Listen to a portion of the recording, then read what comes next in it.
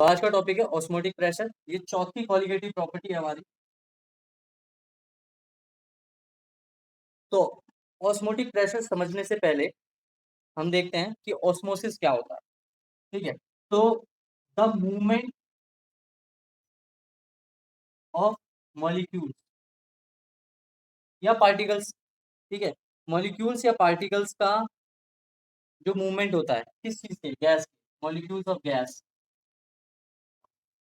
From higher concentration region to lower concentration region, ये कहलाता है तुम्हारा ऑस्मोसिस। ठीक है, बट सॉरी, ये कहलाता है तुम्हारा डिफ्यूजन, इज डिफ्यूजन। अब यही चीज अगर वाटर के लिए हो या लिक्विड के लिए हो, मतलब same for liquid known as osmosis. यही चीज अगर लिक्विड में हो तो उसको ऑस्मोसिस कहते हैं।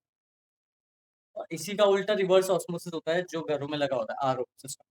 ठीक है, तो इसकी ऑस्मोसिस को हमें समझना है कि एक्चुअल में यहाँ पर ऑस्मोसिस क्या होता है और ऑस्मोटिक प्रेशर क्या होता है। उसके लिए हमें सबसे पहले मेम्ब्रेन को समझना होगा कि मेम्ब्रेन क्या होती है।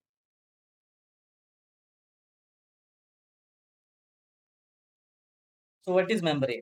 तो तीन तरह की मेम्ब्रेन होती है, इसको कह सकते हो दीवार, ठीक है, पार्टीशन भी कहते हैं इसको इन शॉर्ट। फर्स्ट होती है semipermeable, then semipermeable, और फिर एक आएगी हमारी इम्परमिएबल। ठीक है, तो परमिएबल कौन सी होती है? Which allows the solute and solvent both to pass, allows both solute and solvent to pass through each other. ठीक है, थ्रू ईच अदर दोनों ही पास होते हैं। दूसरा है सेमी परमिएबल। सेमी परमिएबल में होता क्या है, ये सिर्फ सॉल्वेंट को पास होने के लिए अलाउ करता है और सॉल्यूट को पास नहीं होने देता। Allow the solvent pass but not solute, allows the solvent to pass but not solute. और लास्ट वाला तो doesn't allow anyone to pass या anything to pass, do not allow anything to pass. ठीक है, मेम्ब्रेन तो अभी इसका हम एक स्कीमेटिक रिप्रेजेंटेशन कर लेंगे। इसका ऊपर, इसका ऊपर और इसका ऊपर। सो सबसे पहले है हमारा परमिएबल। तो परमिएबल मेम्ब्रेन जो होती है उसमें होता क्या है, हमने इस तरीके से पार्टीशन कर दिया, जाहिर तौर पे permeability is partition.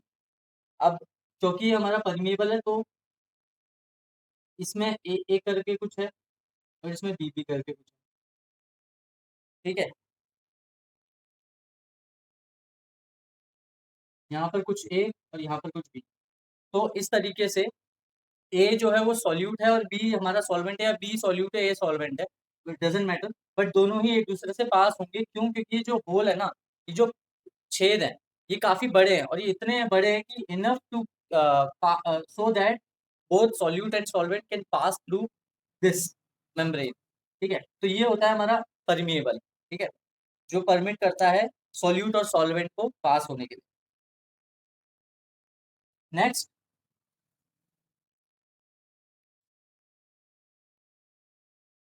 This is our semipermeable. अब सेमी परमिएबल में क्या होगा, और छोटे छोटे पोर्स होंगे। अब इन छोटे छोटे पोर्स से ना सिर्फ और सिर्फ सॉल्वेंट जा सकता है, लिक्विड सॉल्वेंट जो होता है। फॉर एग्जाम्पल अगर यहाँ पे वाटर है, so it can travel to anywhere, मतलब इधर से इधर कहीं भी जा सकता है। बट अगर यहाँ पर बी, मान लो बी एक सॉल्यूट है, प्लस इसमें ए भी है, ए म्हणजे वाटर, ए वाटर है, यानी कि ये ए है हमारा, यानी कि जो ये पूरा सॉल्यूशन है, इधर की साइड में हमने वाटर को रखा, तो वाटर कैन पास, बट इसमें जो सोल्यूट है ये पास नहीं हो सकता, ये इधर ही बंद रहेगा, इधर नहीं जा सकता। ठीक है। और थर्ड वाला जो है,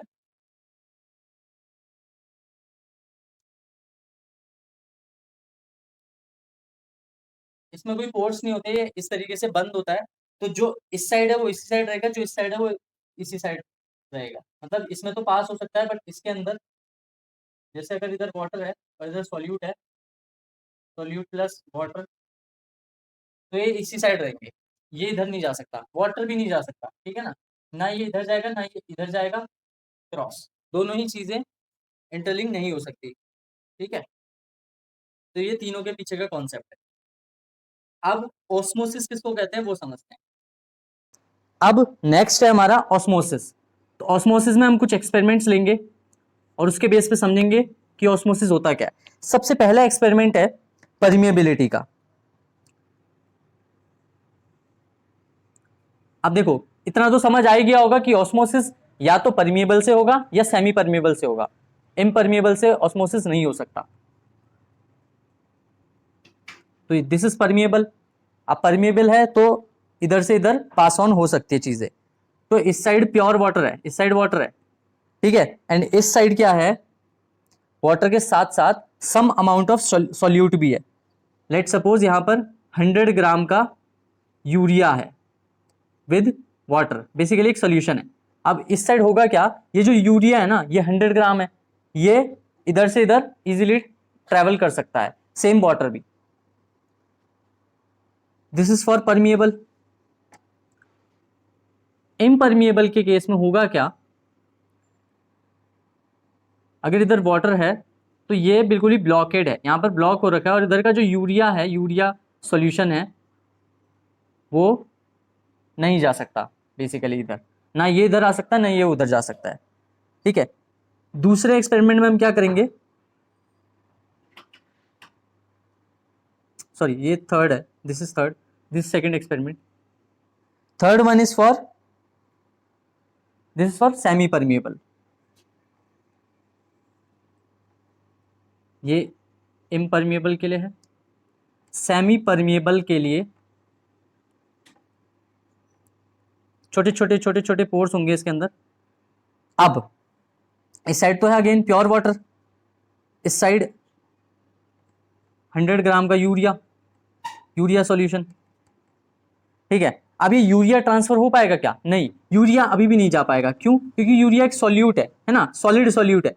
तो वो क्योंकि ये सेमी परमिएबल है, सिर्फ which allows only solvent to travel, तो इससे ये यूरिया ट्रेवल नहीं होगा। तो होगा क्या यहाँ पर, जाहिर सी बात है पानी का मूवमेंट होगा, H2O का मूवमेंट होगा। तो मूवमेंट ऑफ वाटर कहां से कहां को होगा, यहां से यहां को होगा या यहां से यहां को होगा, वहीं से होगा जहां पर उसका कॉन्सेंट्रेशन हाई है, पानी का कॉन्सेंट्रेशन। ठीक है, अभी समझेंगे आगे, कॉन्सेंट्रेशन कई तरीके से होता है। तो यहां पर पानी का कॉन्सेंट्रेशन इस साइड हाई है, ज्यादा है।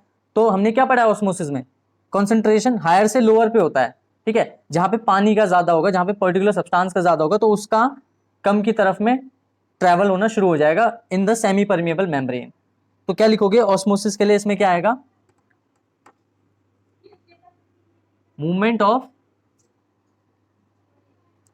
Water from pure state to less pure state या इम्प्योर स्टेट, या सॉल्यूशन भी कह सकते हो। ठीक है, through semi permeable membrane, SPM, Shyama Prasad Mukherjee.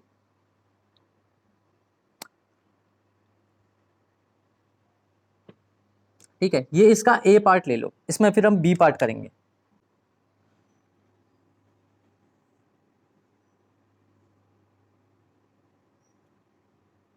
Again semi permeable membrane है, SPM। इस साइड ना 100 ग्राम यूरिया था विद सॉल्यूशन, पानी के साथ, और इस साइड सिर्फ पानी था अभी तक। लेकिन अब हम इस साइड भी कुछ ना कुछ अमाउंट ऑफ यूरिया मिला देते हैं। लेट सपोज हमने यहां पर मिलाया 10 ग्राम यूरिया। ठीक है, इस साइड है 100 और इस साइड है 10 ग्राम यूरिया। तो होगा क्या, अब कहां से कहां को पानी का मूवमेंट होगा, जाहिर सी बात है दिमाग के ताले खोल लो, यूरिया का मूवमेंट किसी भी हालत में नहीं होगा, सिर्फ और सिर्फ पानी का होगा। पानी का कहां से कहां को होगा?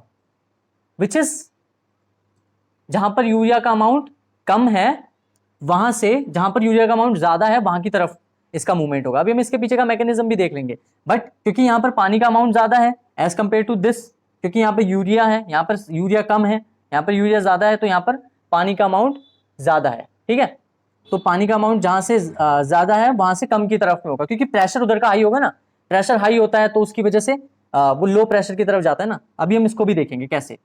सो क्या लिखोगे यहां पर? Movement of water from less concentration solution to high concentration solution is called osmosis. अब असली चीज अब आती है। अब ये सारी की सारी डेफिनेशन जो अब तक हम देख रहे थे, जो हमने ऑस्मोसिस की पढ़ी कि भाई हायर कॉन्सेंट्रेशन से लोअर कॉन्सेंट्रेशन पे होता है, बट जब हम केमिस्ट्री पढ़ते हैं तो याद करो कॉन्सेंट्रेशन किसको लेके पढ़ते हैं? सॉल्यूट के अमाउंट को। तो यहां पर सॉल्यूट का जो अमाउंट है, सॉल्यूट का जो अमाउंट है वो कैसा है? यहां पर हाई से सॉरी सॉल्यूट का अमाउंट इधर हाई है और इधर पे लो है। अब देखो यहां पर अगर हाई है, पानी का ट्रेवल यहां से यहां पे हो रहा है, तो पानी का ट्रेवल तो कहां से हो रहा है? लो कॉन्सेंट्रेशन, लेस कॉन्सेंट्रेशन से हाई कॉन्सेंट्रेशन की तरफ हो रहा है, क्योंकि कॉन्सेंट्रेशन का जो टर्म है हम लेते ही किसके लिए हैं? सॉल्यूट के लिए लेते हैं ना। सॉल्यूट जहां पर ज्यादा वो ज्यादा कॉन्सेंट्रेटेड है, जहां पर कम वहां पर कम कॉन्सेंट्रेटेड है। तो कम कॉन्सेंट्रेटेड से ज्यादा कॉन्सेंट्रेटेड की तरफ किसका ट्रांसफर हो रहा है? पानी का। सॉल्यूट ट्रांसफर नहीं होगा, पानी हो रहा है। तो इसीलिए हम कहेंगे ऑस्मोसिस की जो डेफिनेशन हम यहां पर देंगे वो ये देंगे कि यहां पर क्या हो रहा है? Movement of H2O low concentration है, वहां से हाई कॉन्सेंट्रेशन की तरफ मूवमेंट ऑफ वाटर जो है वही कहलाता है ऑस्मोसिस। 100 ग्राम 10 ग्राम, हाई कॉन्सेंट्रेशन ये है, लो पे ये है, बट ट्रेवल कहां से हो रहा है? यहां से हो रहा है। क्यों हो रहा है ट्रेवल? क्योंकि यहाँ पानी ज्यादा है, पानी ज्यादा होगा इस साइड प्रेशर ज्यादा होगा, तो पानी इधर से इधर ही को जाएगा, ना कि इधर से इधर को आएगा। क्यों? क्योंकि ये सेमी परमिएबल है, तो सॉल्यूट को अलाउ नहीं करेगा, यूरिया नहीं पास होगा, सिर्फ और सिर्फ वाटर पास होगा। ओके, उतारो इसको। अगला है हमारा वाई ऑस्मोसिस अकर्स, या why does osmosis occur.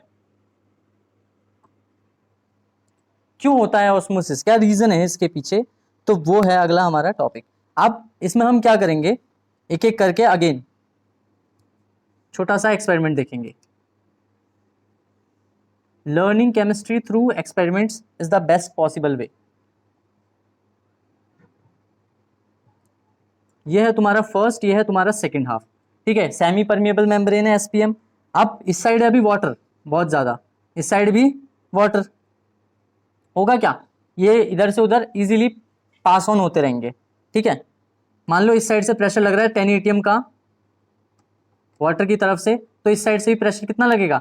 10 ATM का प्रेशर लगेगा। ऑस्मोटिक प्रेशर किसके रिगार्डिंग होगा? जाहिर तौर पे वेपर प्रेशर वाला ही सीन है, यहाँ पर भी वेपर प्रेशर की बात चल रही है एक तरह से। ये जो प्रेशर है जो लिक्विड की वजह से लग रहा है वही है तुम्हारा यहाँ पर ये जो प्रेशर लिखा है मैंने, तो 10 एटीएम दोनों तरफ से प्रेशर लगेगा। इस केस में क्या हो गया? Vapour pressure from first is equals to vapour pressure from second. ये तुम्हारी चीज है। सेकेंड वाले में हम क्या करेंगे, इसमें ना ऐड कर दो कितना? 50 ग्राम शुगर, 50 ग्राम शुगर हमने इसमें ऐड कर दी। अब देखो 50 ग्राम शुगर ऐड करने की वजह से होगा क्या? अगेन सेमी परमिएबल मेम्ब्रेन है, इस साइड हमने 50 ग्राम शुगर ऐड कर दी, इधर वाटर तो था ही। मान लो वाटर का मॉलिक्यूल मैंने इस तरीके से बना लिया, इस तरीके से वो अलाइंड है। ठीक है, इधर भी है। ये जो 50 ग्राम शुगर है ना, जैसे कि हमने बॉइलिंग वाले में पढ़ा था और फ्रीजिंग वाले में पढ़ा था, तो ये क्या करेगा, ये जो सॉलिड है, ये शुगर के मॉलिक्यूल्स मैंने इस तरीके से बना लिए, ये ना हिंड्रेंस पैदा करेगा बीच में और इसको आगे जाने से रोकने की कोशिश करेगा। उसकी वजह से होगा क्या? इसका जो नेट प्रेशर है, यानी कि इस साइड जो वाटर का जो प्रेशर है, नेट प्रेशर, वो कम आएगा एज कंपेयर टू दिस। क्यों? क्योंकि यहां पर अभी भी वाटर फ्रीली घूम रहा है, यहां पर कोई हिंड्रेंस नहीं, यहां पर कोई सॉलिड सॉल्यूट हमने मिलाया नहीं है। इधर 50 ग्राम जैसे हमने शुगर मिलाया इस साइड, तो हुआ क्या? ये जो शुगर के मॉलिक्यूल्स हैं ये इस तरीके से वाटर के मॉलिक्यूल्स के बीच में आ गए हैं। ठीक है, अलग अलग। ये तो मैंने अभी एक छोटा सा लिखा है, ऐसे बहुत सारे मॉलिक्यूल्स के बीच में वाटर शुगर के मॉलिक्यूल्स आ जाते हैं। तो होगा क्या, इसकी तरफ से जो नेट प्रेशर लगेगा अब वाटर का, वो 10 एटीएम की जगह 8 एटीएम का होगा, और इधर से जो लगेगा वो अभी भी 10 एटीएम का ही लग रहा है। यानी कि जो वेपर प्रेशर फ्रॉम फर्स्ट है, अब वो ज्यादा हो गया कम हो गया, देखो इधर से प्रेशर कम लग रहा है, that means vapour pressure from second is more than vapour pressure from first. Conclusion ये निकला। अब देखो ध्यान से, वेपर प्रेशर इधर से कम लग रहा है, इधर से ज्यादा प्रेशर लग रहा है, यही तो हमने पढ़ा है, क्योंकि इधर सारा लिक्विड है, हाई सॉरी लो कॉन्सेंट्रेशन है। क्यों? क्योंकि सॉलिड इधर ज्यादा इधर कम है ही नहीं इधर तो अभी। दूसरी चीज ये कि इधर का जो वाटर है वो ज्यादा है, उसका प्रेशर भी ज्यादा है, इसीलिए इधर से इधर पे ही ट्रांसफर होगा वाटर का, है ना, इधर से इधर की तरफ ट्रांसफर होगा। और वो देखो हमें मैकेनिज्म भी यही समझा रहा है, यही मैकेनिज्म है इसका। ठीक है, नाउ अगला जो चीज है सी वाले पार्ट में हम क्या करेंगे, यहां मैं सी वाला पार्ट कर रहा हूं, इसमें मैंने ना और ऐड कर दिया, कितना, 100 ग्राम शुगर ऐड कर दिया अब मैंने इसमें 50 की जगह। तो देखो 100 ग्राम शुगर ऐड करते ही होगा क्या, वाटर अभी भी इधर फ्रीली घूम रहा है इस साइड, बट इस साइड जो 100 ग्राम शुगर ऐड किया मैंने, ठीक है, ये मैंने वाटर का बना लिया, ये हो गया शुगर, ये फिर से वाटर आ गया, ये फिर से शुगर आ गया। अब देखो इसने ना 100 ग्राम अब शुगर है, तो ये और ज्यादा हिंड्रेंस पैदा करेगा, और ज्यादा हिंड्रेंस और ज्यादा रुकावट पैदा करेगा पानी के लिए इजीली फ्लो होने के लिए, उस साइड जाने के लिए। ये सेमी परमेबल मेम्ब्रेन जिनसे वाटर पास ऑन हो सकता है, बट अब मुश्किल होगी उसको और ज्यादा पास ऑन होने में। ठीक है, क्यों? क्योंकि यहाँ का प्रेशर और कम हो गया, और कितना कम हो गया, अब यहाँ का प्रेशर रह गया सिर्फ 5 एटीएम, और इधर से इधर का प्रेशर कितना है, अभी भी 10 एटीएम। तो देखो इधर प्रेशर ज्यादा हो गया, तो अब इधर से और ज्यादा ट्रांसफर इजीली हो जाएगा। अब तीसरे केस में हमने क्या समझा कि भाई vapour pressure of first is very very less than vapour pressure of second. तो यहां पर तीसरे वाले के लिए हम लिखेंगे vapour pressure of first is very very less than vapour pressure of second. ये है तुम्हारा मैकेनिज्म ऑफ ऑस्मोसिस। ठीक है, इसीलिए ऑस्मोसिस अकर होता है। ऑस्मोसिस समझ गए थे क्या होता है, movement of water molecules from low concentration to high concentration. क्यों कॉन्सेंट्रेशन लो? क्योंकि जहां पर सोल्यूट कम होगा वो लो कॉन्सेंट्रेशन, जहां पे सोल्यूट ज्यादा होगा वो हाई कॉन्सेंट्रेशन। तो लो से हाई की तरफ जा रहा है, यही ऑस्मोसिस है। और ये क्यों हो रहा है? Because of this pressure change की वजह से। समझ गए? बस ये जो हिंड्रेंस पैदा करता है सॉलिड सोल्यूट, ये बिल्कुल इन डेप्थ एक्सप्लेनेशन है, बुक्स में भी नहीं लिखी है, इसीलिए इसको समझ लो। द सोल्यूट एडेड, अब यहां पर हम इसको टर्म्स में लिख लेंगे। सबसे पहले स्टार मार्क करके लिख लेना, the solute added solution added to solution reduces its vapour pressure. तो जो सोल्यूट ऐड हो रहा है, solute, the solute added to solution reduces its vapour pressure, जाहिर तौर पे रिड्यूस कर रहा है उसका vapour pressure, its vapour pressure in comparison to vapour pressure of pure solvent and this difference creates osmosis. बहुत ही ज्यादा इंपॉर्टेंट लाइन है कि भाई वेपर प्रेशर प्योर सॉल्वेंट के कंपैरिजन में जो वेपर प्रेशर सॉल्यूशन का है, क्योंकि उसमें सोल्यूट ऐड करने से उन दोनों के बीच में जो डिफरेंस आ रहा है, दोनों ही वेपर प्रेशर के बीच में, इसी से ऑस्मोसिस क्रिएट हो रहा है। Comparison to vapour pressure of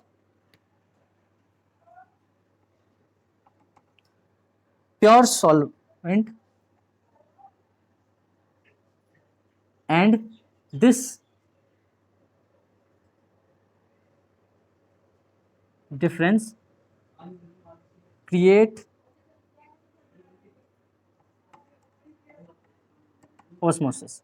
यही डिफरेंस क्रिएट कर रहा है ऑस्मोसिस को। Pressure develops due to osmosis. अब इसी के हमें एक क्या कहते हैं उसको इक्वेशन फॉर्म में अब हमें इसको लिखना है। तो ये किस तरीके से किस पे डिपेंड करता है? ठीक है, the pressure develops due to osmosis depends upon the concentration. इसको लिख लो, डिपेंड्स और डायरेक्टली प्रोपोर्शनल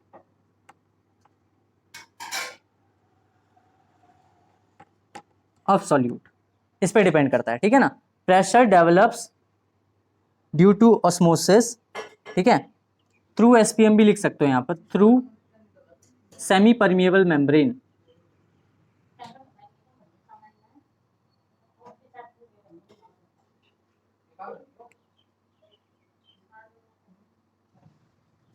अच्छा, रिवर्स ऑस्मोसिस क्या होगा? चलो सीधा इक्वेशन पे आते हैं। सो इसको डिनोट करते हैं, इस प्रेशर को, इस वेपर प्रेशर को पाई से। Pi that is pressure is directly proportional to concentration. ये कॉन्सेंट्रेशन है क्या? एक्चुअल में मोलैरिटी होती है कॉन्सेंट्रेशन, पढ़ा है ना 11th क्लास में, मोलैरिटी कॉन्सेंट्रेशन एक ही चीज है। ये किस पे डिपेंड करता है? टेम्परेचर पे, ठीक है, टेम्परेचर पे भी डिपेंड करता है। ये जो प्रेशर है ये कॉन्सेंट्रेशन पे भी डिपेंड करता है, वॉल्यूम पे, सॉरी वॉल्यूम कह रहा हूँ, कॉन्सेंट्रेशन N/V पे। और अब हम इसको अगर ऐसे लिखें, pi is directly proportional to CT, तो हम यहाँ पर ये कह सकते हैं कि जो पाई है वो डायरेक्टली प्रोपोर्शनल टू किसके? N/V, बिकॉज कॉन्सेंट्रेशन क्या होता है? Number of moles of solute divided by volume of solution into temperature.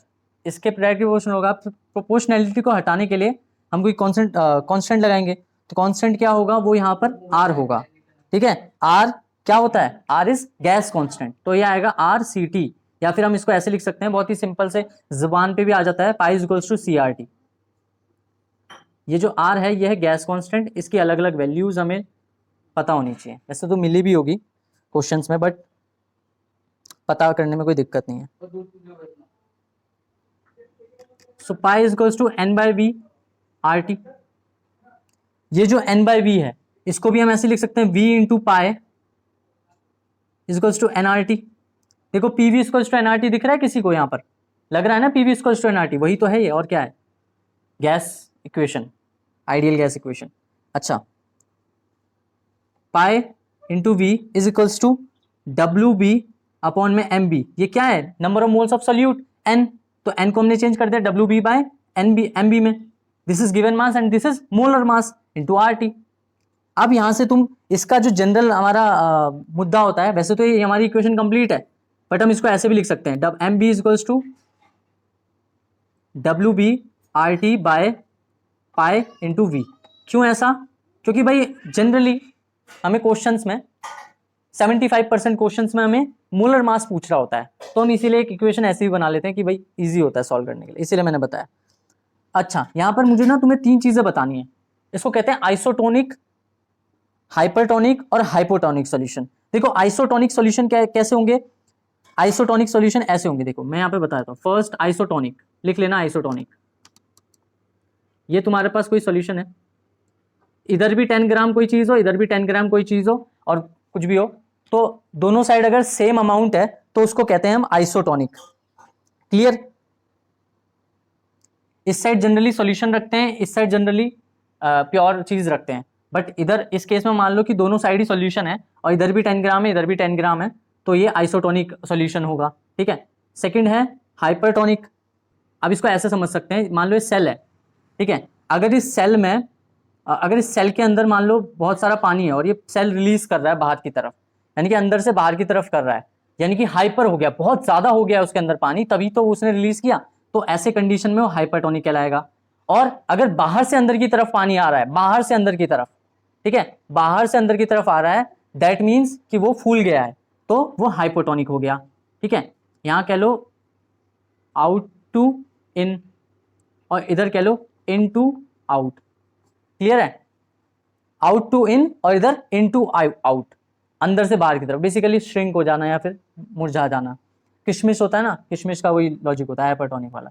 Then इधर हाइपोटोनिक। आई होप ये वाला क्लियर हो गया होगा। गैस कांस्टेंट की कुछ वैल्यूज लिखवा रहा हूं बस तुम्हें। चलो ओके, तो आर की वैल्यू है 0.0821 लीटर ATM पर केल्विन पर मोल। ATM में इसीलिए क्योंकि एट STPM प्रेशर को ATM में ही लेते हैं, ठीक है, वॉल्यूम को लीटर में लेते हैं और टेम्परेचर को केल्विन में लेते हैं।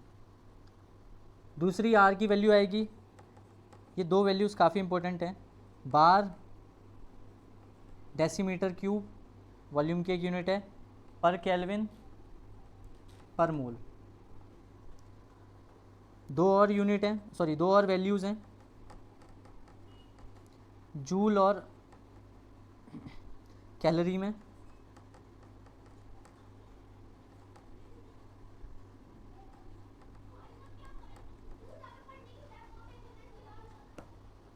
अब मैं 2 क्वेश्चन कराऊंगा और उसके बाद फिर 2 क्वेश्चन दे दूंगा। सो फर्स्ट क्वेश्चन क्या कहता है, 10% सॉल्यूशन है यूरिया का which is isotonic with 20% solution of X at same temperature. दोनों ही सॉल्यूशन आइसोटोनिक है। Calculate molar weight molecular weight of X. तो बहुत ही सिंपल सा क्वेश्चन है। जहां आ गया आइसोटोनिक, मतलब आइसोटोनिक का मतलब क्या कि दोनों साइड प्रेशर सेम है, vapour pressure osmotic pressure same है, वेपर प्रेशर नहीं ऑस्मोटिक प्रेशर सेम है, ठीक है। So osmotic pressure is same. So question is 10% solution of 10% solution of urea is isotonic with 20% solution of X at same temperature. Calculate X. Calculate molecular weight of x. X का molecular weight calculate करना है। तो देखो क्या करेंगे, पाई 1 equals to पाई 2 कर लेंगे, because osmotic pressure same होगा, ऑस्मोटिक प्रेशर सेम होगा, cause same, cause isotonic solution है,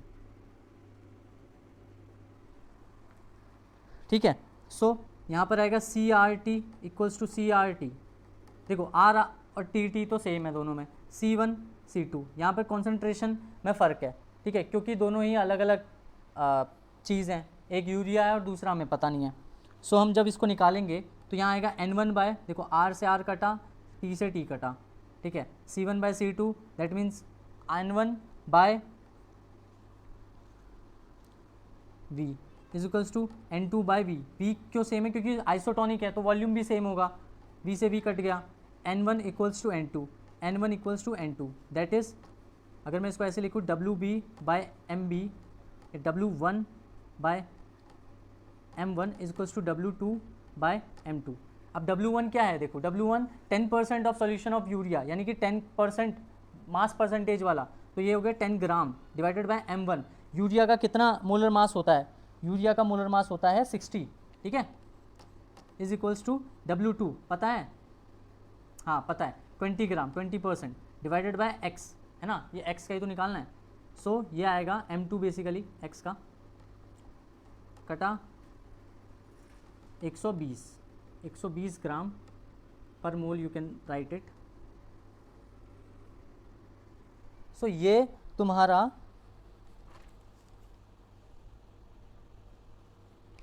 आंसर आया, ये तुम्हारा x का मॉलिक्यूलर वेट आ गया। सेकेंड क्वेश्चन है, osmotic pressure of a solution containing 7 gram of dissolved protein per 100 centimetre cube. लिख देता हूँ, ऑस्मोटिक प्रेशर, ये सेकंड क्वेश्चन है, ऑस्मोटिक प्रेशर यानी कि pi of a solution containing 7 gram of dissolved protein per 100 centimetre cube. ये volume हो गया 100 centimetre cube, 1 centimetre cube is equals to 1 millilitre. So यहाँ से हम क्या करेंगे अब इसको, of the solution is, osmotic pressure दिया हुआ है कितना 20 mm ऑफ Hg में एट 310 केल्विन टेम्परेचर है। हमें क्या करना है, molar mass of protein find करना है, ठीक है, मोलर मास प्रोटीन का कितना होगा ये फाइंड करना है। आर की वैल्यू दे रखी है यहाँ पर 0.0821, सॉरी लीटर ATM केल्विन पर मोल इनवर्स, ठीक है, इसको सॉल्व करना है। सो इसके आंसर पे चलते हैं। तो आंसर में सिंपली क्या करेंगे, pi is equals to WB by MB into RT, pi into V करके। आप देखो पाई की वैल्यू में पता है 30 है, सॉरी 20 है, ठीक है, mm/Hg। तो mm/Hg को तुम उसमें भी चेंज कर सकते हो, क्या कहते हैं ATM में। 1 ATM इक्वल्स टू होता है 760 mm/Hg में। तो इसको तुम क्या लिख सकते हो, 20/760, ये हो गया तुम्हारा ATM में कन्वर्ट। इनटू में वॉल्यूम कितना है, देखो वॉल्यूम इज़ 100। अब बिकॉज वॉल्यूम भी लीटर में, तो उसको चेंज करोगे तो डिवाइड कर दोगे किससे, 1000 से, इज इक्वल्स टू 100 ml है वॉल्यूम। उसके बाद WB/MB, अब गिवन मास तुम्हें दिया हुआ है, हाँ 7 ग्राम, मोलर मास नहीं पता तो MB, इनटू में R की वैल्यू डाल दो 0.082, और टेम्परेचर कितना है 310। तो बस अब इस सब वैल्यू को जब तुम इक्वेट करोगे तो MB की वैल्यू क्या आएगी, देखो इस सबको उधर भेज देना, MB को इधर भेज दो और इसको इधर भेज दो, तो जब तुम इक्वेट करोगे तो इसकी वैल्यू कट कुटा के आंसर आएगा तुम्हारा, और एग्जैक्ट आंसर निकालने की कोशिश स्टार्ट कर दो और आ भी जाता है, ग्राम पर मोल। बस दिस इज़ योर आंसर।